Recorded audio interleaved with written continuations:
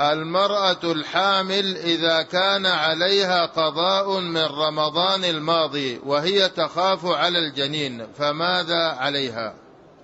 ما عليها إذا كانت تخاف على الجنين لا تصوم، يعني تؤجل الصيام حتى تضع، وإذا وضعت وكان في الزمن متسع وفيها يعني وتستطيع الصيام تصوم.